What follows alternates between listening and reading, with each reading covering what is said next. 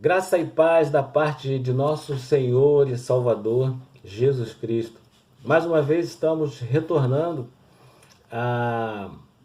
para falar daquilo que Deus tem colocado no nosso coração. Andei afastado por conta de saúde, uma gripe muito forte, ao qual eu não conseguia falar, não tinha como, muito encatarrado, peito, eu não conseguia falar, né? Eu não conseguia falar, estava difícil. Estava difícil, eu ainda estou um pouco afônico, mas graças a Deus já está dando para fazer alguma coisa. E Deus é bom e nós estamos retornando aí. Estamos retornando para falar de um assunto muito importante, pois estamos próximo a um advento universal. Estamos próximo de um advento universal, né? Que irá acontecer, quer os negacionistas queiram ou não, mas irá acontecer.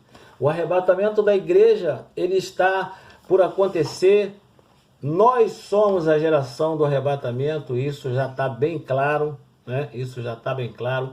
Mas existem pastores na internet que estão pregando, falando que o arrebatamento secreto da igreja não vai acontecer. Pastores que têm conhecimento secular, pastores com formação secular, pastores com conhecimento, você vê que tem um conhecimento sobre a história da igreja, sobre a historicidade da igreja, pregam maravilhosamente bem. Inclusive, um desses pastores, eu me decepcionei muito por conta dele dizer isso, que na Bíblia não tem, não fala de arrebatamento secreto. E eu estou hoje aqui para mostrar a vocês que existe sim. O arrebatamento secreto, ele é falado na palavra de Deus. O livro que nós temos como fé, como prática, nossa regra de fé e prática, que é a Bíblia, fala de um arrebatamento secreto. Mas esses pastores, com tanto conhecimento, e eu falo que é importante o conhecimento secular. Eu mesmo, talvez vocês estranhem esse ambiente que eu faço os meus vídeos, né? Geralmente atrás de um vídeo de alguém que está fazendo algum tipo de vídeos com relação à igreja, com relação a qualquer um outro assunto, atrás tem uma estante com muitos livros, né? Com muita pompa, parece que ali aqueles livros estão todos na mente daquela pessoa. Mas não sei, tomara que esteja, né? Mas eu estou dentro de um ambiente diferente. Aqui eu estou dentro de um laboratório. Eu sou técnico de prótese dentária e aparatologia ortodôntica. Então, o local onde eu faço os meus vídeos é aqui, é onde eu estou. É aqui que eu me sinto tranquilo, confortável, em paz para fazer esses vídeos. Ninguém me incomoda. E eu tenho um nível de som, de silêncio, né? Bem confortável para fazer os vídeos.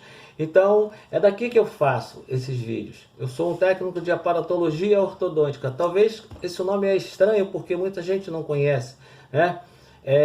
O técnico de aparatologia ortodôntica, ele faz todos os aparatos, todos os aparelhos, né, concernente à ortodontia e ortopedia funcional. Eu trabalho junto a clínicas com dentistas e a gente atende a essa clientela. E a gente trabalha em conjunto com esse pessoal. E são várias clínicas que a gente trabalha.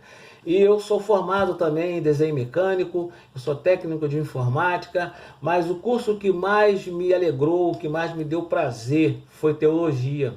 Eu quando fiz teologia, quando eu comecei a estudar a palavra de Deus, e como teologia abre o nosso entendimento, não só espiritual, mas também secular, porque tudo está ligado.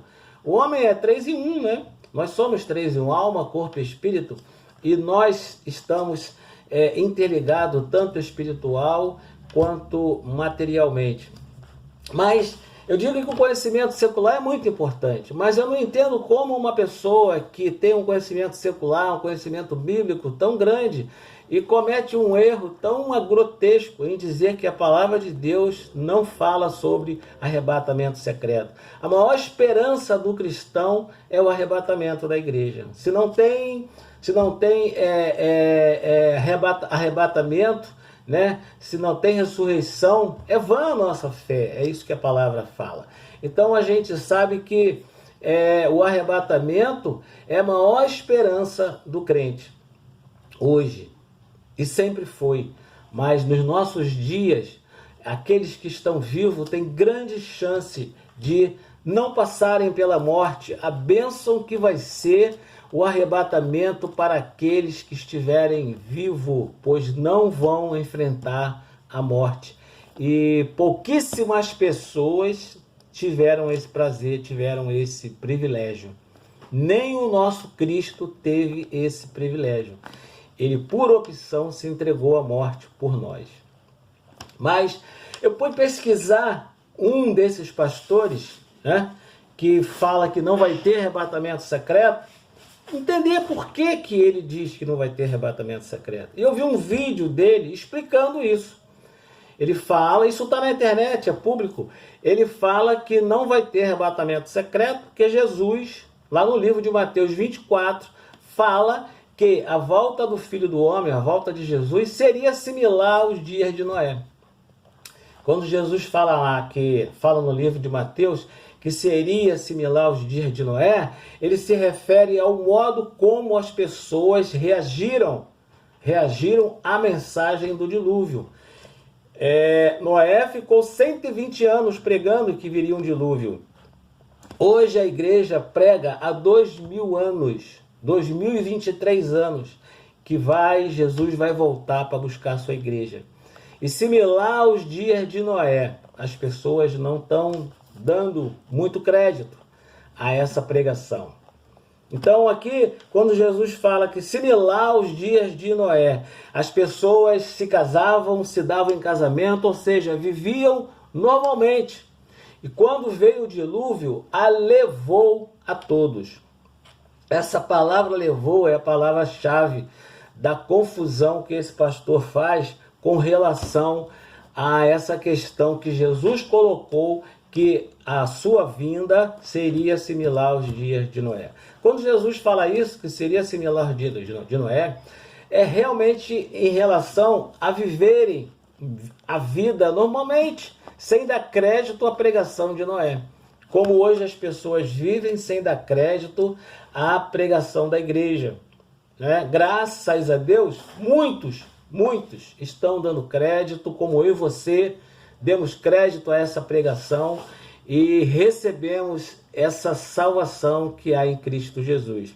Então, quando ele fala aqui no capítulo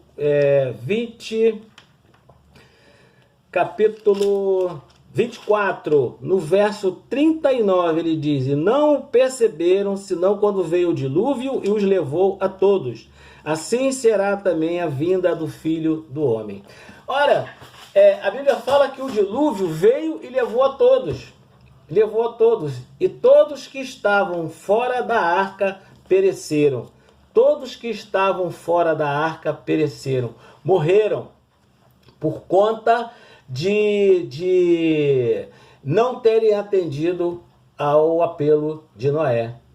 E ali estava a arca aberta, com as suas portas abertas, simplesmente esperando as pessoas entrarem e receberem a salvação. Hoje as igrejas estão de portas abertas, esperando as pessoas para receberem a salvação. E naqueles dias de Noé, as pessoas não perceberam só quando começou o dilúvio, e aí começou a encher e as pessoas viram que realmente elas iriam morrer. E aí não teve outra opção, porque as portas já haviam sido fechadas da arca, e foram fechadas por Deus por fora, porque talvez Noé, com o coração mole, abrisse as portas para que elas entrassem, né? Então, ali foram fechadas por fora e a opção acabou, passou o tempo de opção, agora não tinha mais jeito. E aí as águas levaram essas pessoas e elas pereceram. Mas dentro da arca, ainda sendo levadas pelo dilúvio, 8 pessoas e um casal de cada animal sobreviveram, porque estavam guardados dentro da arca. E a gente sabe que Cristo é a nossa arca. né? Cristo é a nossa arca. A salvação que há em Cristo Jesus é a segurança daqueles que a receberam. Lá no livro de Efésios fala, o capítulo 1 de Efésios explica e fala sobre a salvação. Como ela acontece, quando a pessoa crê na exposição do plano de salvação, ela se arrepende, como fala lá em Atos 2,38, né? O arrependimento é a chave para receber o selo de Cristo. E quem sonda o nosso coração para saber se nós estamos ou não arrependidos de verdade daquilo que fizemos, que fazemos, é Cristo. E Ele, mediante nos sondar, mediante ver que há arrependimento, Ele nos sela com o seu Espírito Santo. E o selo do Espírito é o passaporte para essa grande viagem que iremos fazer, uma viagem eterna com Cristo, né?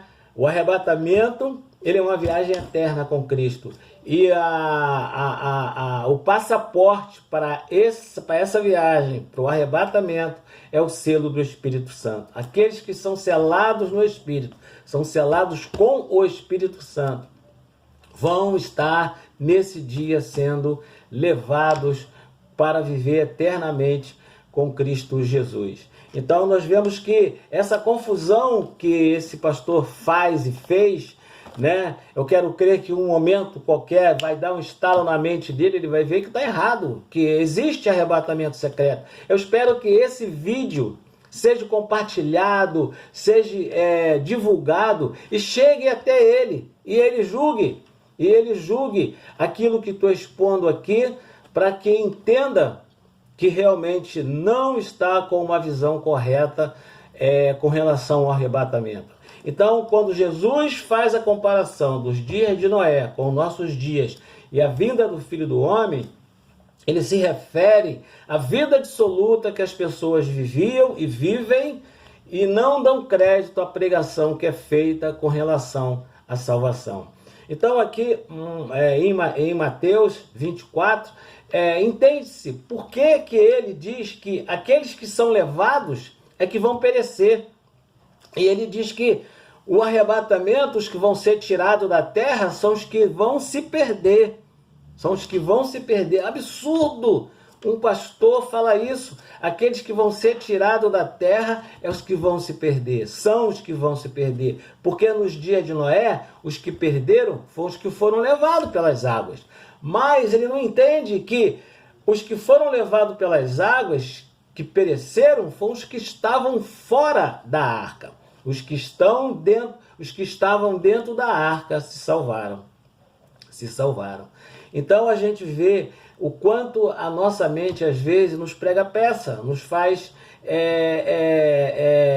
de bobo, de tolos, né? Então eu quero mostrar aqui agora a questão do arrebatamento secreto. A Bíblia fala sim no arrebatamento secreto. Vamos ver aqui em Tessalonicenses, quando ele fala do arrebatamento secreto.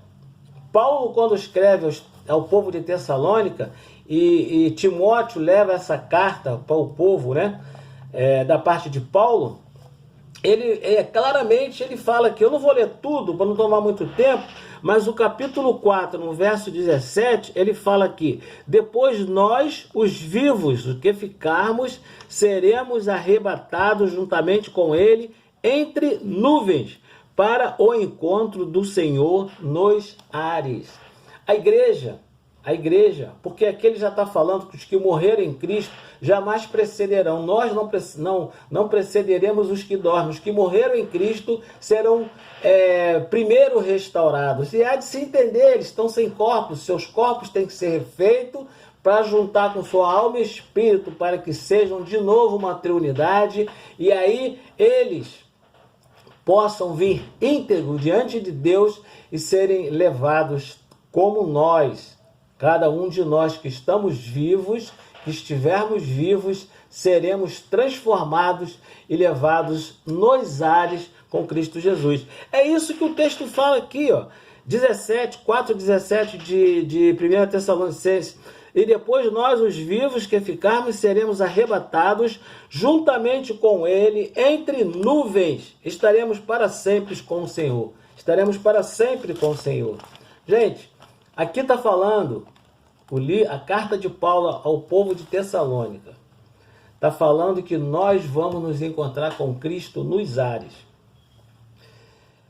O livro de Apocalipse 14, do verso 14 em diante, vai falar justamente isso. Aqui diz assim: olhei e eis uma nuvem branca, e sentado sobre a nuvem, um semelhante ao Filho do Homem, tendo na cabeça uma coroa de ouro e na mão uma foice afiada. Outro anjo saiu do santuário gritando em grande voz para que aquele que se achava sentado sobre a nuvem: toma a tua foice e ceifa, pois chegou a hora de ceifar, visto que as searas da terra já amadureceu. E aquele que estava sentado sobre a nuvem passou a foice sobre a terra, e a terra foi ceifada. Irmãos, aqui está falando, o livro de Apocalipse 14 está falando que aquele que iria ceifar, Jesus, estava assentado sobre a nuvem. Isso bate exatamente igual à carta de Paulo quando ele escreve ao povo de Tessalônica, dizendo que ele não quer que nós sejamos, ele fala que não queremos, porém, irmãos, que sejais ignorantes com respeito aos que dormem, para não vos entristecerdes como os demais, que não têm esperança. Gente, aqui Paulo, quando ele escreve essa carta, a carta de Paulo, ela foi escrita 50 anos depois de Cristo, depois do nascimento de Cristo. 50 anos DC. Essa carta foi escrita no ano 50. E o livro de Apocalipse, os estudiosos da palavra conhecem, sabem, que ele foi escrito no ano de 95 depois de Cristo. Então, Paulo escreve algo que 40 anos depois João vai discorrer do momento exato, falando do momento do arrebatamento, exatamente igual ao que Paulo escreve na sua carta. Exatamente igual. Aqui fala que Cristo vai estar assentado sobre as nuvens. Paulo fala que nós vamos encontrar com ele entre nuvens para o encontro do Senhor nos ares. Irmão, se isso não é arrebatamento secreto, eu não sei o que é. Porque você acha que se houvessem televisões firmadas ali para aquele momento presente, só iriam ver as pessoas sumirem, mas não iam ver o encontro delas com Cristo, porque está acima das nuvens. Então, isso para mim é arrebatamento secreto. Se isso não for arrebatamento secreto, eu não sei o que é. O arrebatamento secreto da igreja está descrito no primeiro livro de da primeira carta aos Tessalonicenses, que Paulo escreve, no capítulo 4, nesse verso aí, ó, que nós vimos, no capítulo 4, falando sobre o arrebatamento da igreja. Então, irmão, se a gente não entender que houve realmente, que vai haver realmente o arrebatamento secreto, Cristo vai estar nos ares, a igreja vai ao encontro de Cristo, nos ares, como ele fala no capítulo 4, no verso 17, Jesus vai estar nos ares. Um livro que foi escrito 50 anos antes do livro de Apocalipse, relata a mesma coisa, o mesmo modo de como vai acontecer o arrebatamento da igreja. Cristo vai estar nos ares, acima das nuvens, e a igreja vai ser atraída até ele. Irmãos, isso é arrebatamento secreto. A igreja, ela não vai ser vista indo ao encontro de Cristo. Ela simplesmente vai estar ao encontro de Cristo nos ares, sem que o mundo perceba. Agora, é claro que o mundo vai perceber a falta das pessoas que vão sumir. E são milhões, bilhões de pessoas que vão sumir num abrir e fechar de olhos.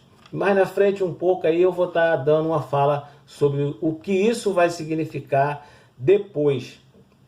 Então, irmãos, nós que estivermos vivos e vamos experimentar, se nós estivermos vivos, vamos experimentar, termos a experiência, irmãos, de não passar pela morte. Nem o nosso Cristo teve esse privilégio. Nem o nosso Cristo teve esse privilégio. Ele experimentou a morte. E nós, os que estivermos vivos, não vamos experimentar a morte. Eu digo isso com uma alegria no coração, com a maior satisfação. Talvez isso seja o maior prêmio que nós vamos receber, além de uma vida eterna com Cristo, não experimentarmos a morte. É tremendo isso, irmãos, é tremendo, aleluia. Nós vamos viver eternamente com Cristo sem nunca ter experimentado a morte. Eu tenho maior esperança de alcançar essa graça. E eu quero incitar você a ter essa esperança também, porque nós estamos muito próximos da vinda do Senhor. O último evento que a igreja espera, a última profecia que a igreja espera nessa terra, está lá no capítulo 13, que eu já tenho um vídeo mostrando aí, falando, que é o advento da besta. 42 meses para esse momento aqui, ó, o arrebatamento. Eu não sei o dia, não sei a hora, mas o advento da besta que está por vir, a perseguição dela, que vai durar 42 meses, o capítulo 13, 5 fala, e no capítulo 12, verso 6 fala que vai haver, e que tem um refúgio preparado para o seu povo. E esse refúgio, capítulo 12, verso 6, diz que vai ser durante 1260 dias. Esse refúgio vai estar instaurado nesse país chamado Brasil. E durante 1260 dias, que é realmente os 42 meses de Apocalipse 13, 5, que fala que vai ter a perseguição. Durante todo o tempo da perseguição, vai haver um refúgio para nós. Irmãos, nós estamos muito próximo da vinda do Senhor. O último evento, que é a perseguição da igreja,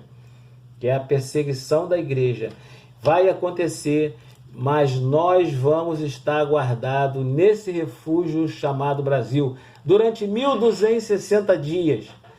A gente já tem vídeo falando disso aí, você pode pesquisar aí no nosso canal e você vai estar vendo. Mas o arrebatamento secreto da igreja, negado por alguns,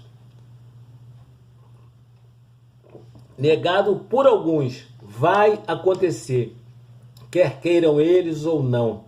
E nós estamos mostrando aqui que esse arrebatamento é secreto. Quando lá em Malaquias 14:5, na segunda fase da vinda de Jesus, eu falo que a vinda de Jesus se divide em duas fases. A primeira, para a igreja, a primeira fase da vinda de Jesus é para a igreja. É um advento exclusivo de Cristo com a sua noiva, como fala lá no capítulo 19. Noiva que vem com vestiduras brancas, que foi ataviada, adornada, enfeitada para esse momento. O capítulo 19 fala, esse evento é para a igreja. O mundo não participa disso, que é um evento de Cristo, da sua noiva, da igreja. Então, essa primeira fase é só para a igreja. O mundo não vai ver. A segunda fase da vinda de Cristo, se você for lá ver no capítulo 14, verso 5 de Malaquias, que fala que ele vai voltar, e ele volta com os santos. Que santos são esses que Jesus volta? Malaquias descreve essa vinda, quando Jerusalém, lá fala do abominável da desolação, que é a invasão de Jerusalém. E quando fala que Jesus vai voltar, vai pisar lá no Monte das Oliveiras, e essa vinda de Jesus, Malaquias descreve e fala que ele volta com os santos. Quem são esses santos, irmãos? Esses santos são aqueles que subiram no arrebatamento secreto, da igreja. Esses são os santos, porque ou você crê que esses santos é São Benedito, São Sebastião, são isso, são aquilo? Não, irmãos, os santos somos nós. A Bíblia fala que se você quiser ter acesso a Cristo, se você quiser estar com Cristo, em Cristo, você tem que ser santo, se separar para Ele. Então todos nós, Paulo fala, vós sois santos. Nós sempre fomos incitados à santidade, levados a praticar a santidade, a buscar a santidade, porque fala que sem santidade ninguém verá a Deus. Então, irmãos, nós estamos assim mostrando definitivamente que o arrebatamento secreto é um fato, está na Bíblia.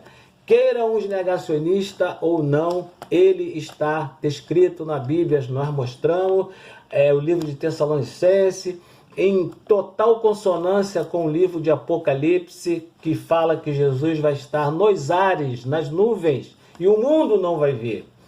E, infelizmente, porque o mundo não vai ver, vão se criar especulações. Aí eu vou entrar num assunto aqui, rapidamente, para não ficar um vídeo muito extenso, sobre ufologia.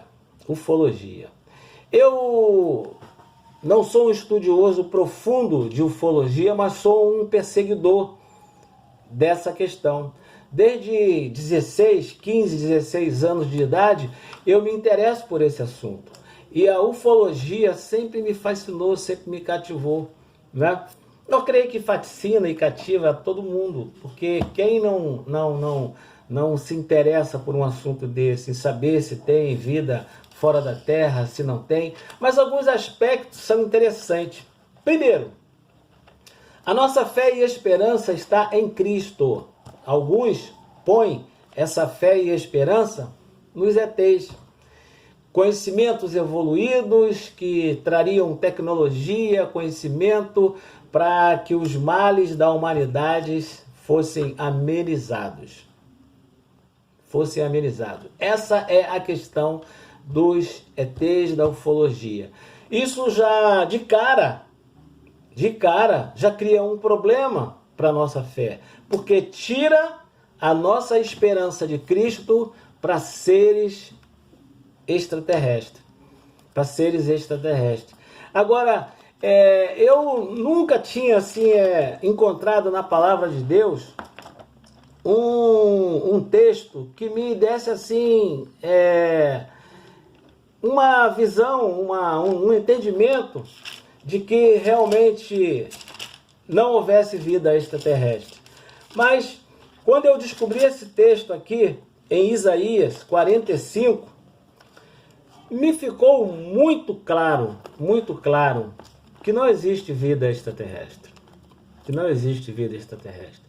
E dentro desse período que eu falo, que eu faço acompanhamento, um certo estudo de vida extraterrestre, de ufologia, eu não encontrei em nenhum momento, em nenhum vídeo que fosse verdadeiro, que fosse realmente uma prova cabal da da existência de vida extraterrestre. A gente sabe que tem vídeos e vídeos aí, Instagram está lotado disso, canal Terhistory está lotado disso, mas ninguém tem prova cabal. Vocês lembram da teoria, né, das pirâmides, das linhas de Nazca no Peru? Eram muito explorados essas duas situações, e depois que através dos estudos, através de descobertas,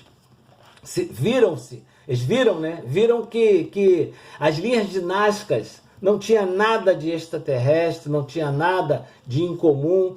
As linhas de Nazca são desenhos no solo que indicam aquedutos que indicam canais subterrâneos de rios de água no subsolo daquela região, e eles encontraram cerâmicas com réplica dos desenhos que foram feitos no deserto. Então, quando isso foi esclarecido, os ufólogos aí perderam o interesse por Nazca, pelo Peru, nem se fala mais nisso.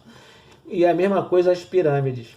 Então, irmãos, a gente vê que não há uma prova cabal em 50 anos de vida, de estudo, de verificação sobre ufologia, nós não encontramos nenhuma prova cabal. E outra coisa, a Bíblia fala que o homem é imagem e semelhança de Deus.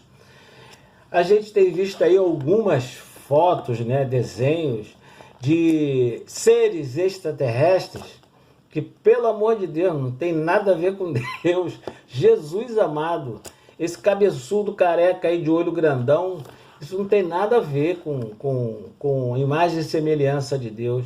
Meus irmãos, a gente ri, fala até assim de uma forma jocosa, mas é muito sério esse assunto. É muito sério esse assunto. Não tem nenhuma prova cabal. Se os países, né, que exploram o espaço, como a Rússia, a China, Estados Unidos, tivessem prova, tivessem seus arsenais, algum material que tenha sido absorvido de fonte extraterrestre, estariam dominando o planeta, porque seriam avançados, né, em tecnologia armamentista com algo tremendo, mas até hoje não tem. Você vê que não tem. Estamos no meio de uma guerra aí, a Rússia, né, no meio de uma guerra, e as armas que estão sendo usadas são as mesmas armas, né? Não tem nenhum tipo de armamento novo, avançado, desenvolvido, e se tivesse, já o teriam usado para acabar com essa guerra. Então eu não acredito em vida extraterrestre. E eu queria saber se esses supostos extraterrestres, formas de vidas fora da Terra, se lá também houve uma rebelião contra Deus, se lá também os homens foram enganados pela serpente, pelo diabo, ou se lá não houve essa rebelião, que não há necessidade de uma redenção para esses seres, né, como houve para o ser humano aqui na Terra. Irmãos, são aspectos que, se a gente analisar, a gente vai descartar. E eu tenho o entendimento de que a ufologia, ela é mantida, ela é alimentada, porque eu lia histórias de Nova Era, dessa religião de Nova Era, que hoje a gente não escuta falar em Nova Era, a gente escuta falar em Nova Ordem Mundial.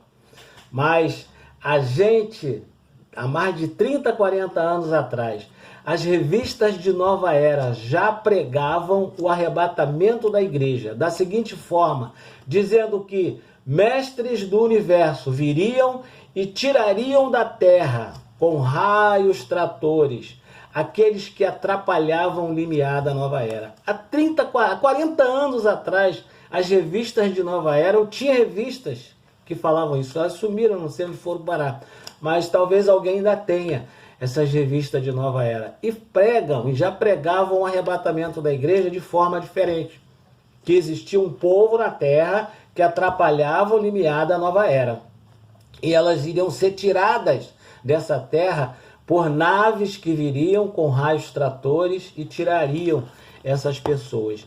Gente, entenda uma coisa, o arrebatamento da igreja, ele é secreto, como nós já mostramos aqui.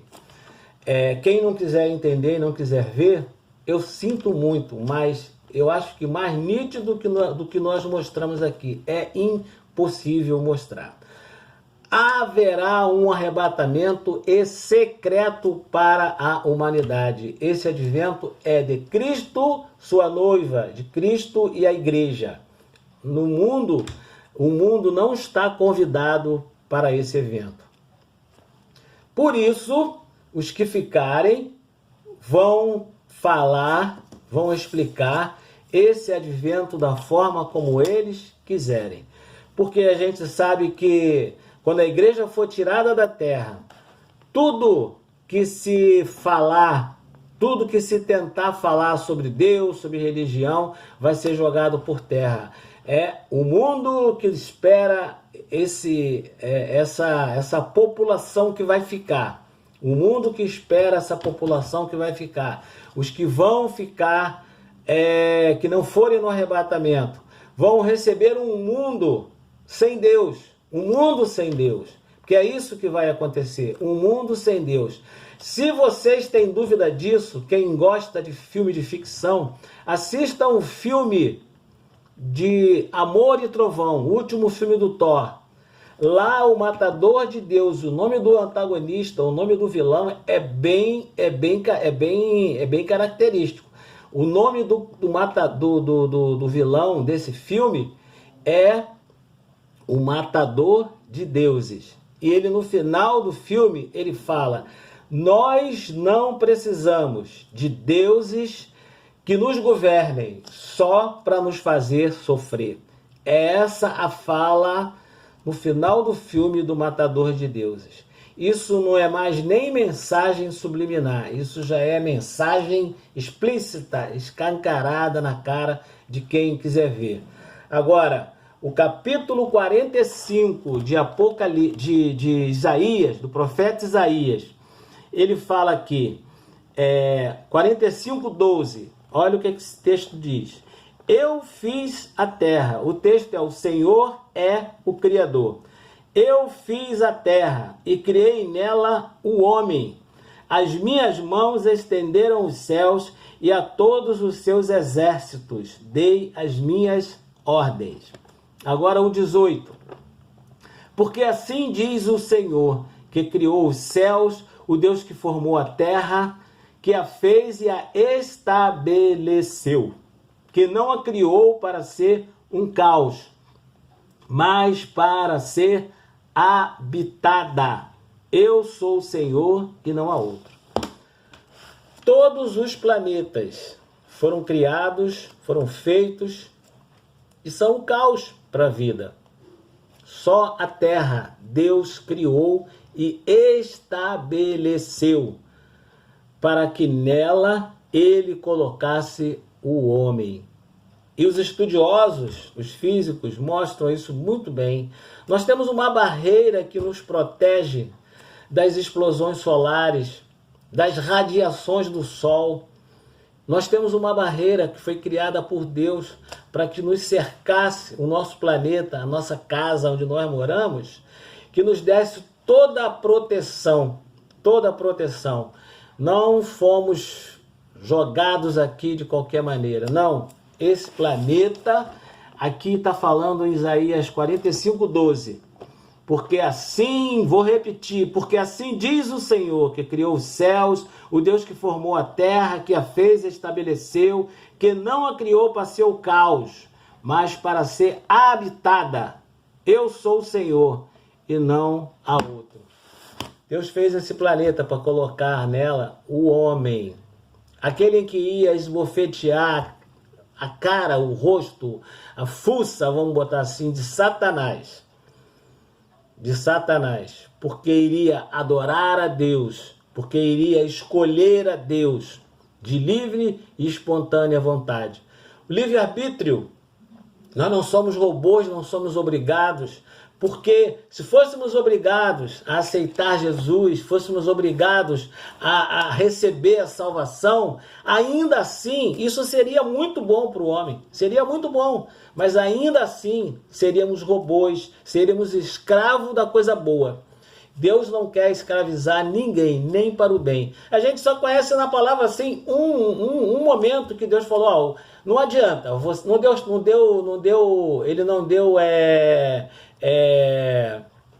ele não deu opção, né? Ele não deu opção. Ele falou: olha, aonde pro profeta, aonde que eu quiser que você vá, você vai. Eu vou te enviar e você vai falar o que eu te mandar falar. Então, ali Deus estabeleceu, não deu opção. Não deu opção para ele. Ele acabou tendo que fazer o que Deus queria.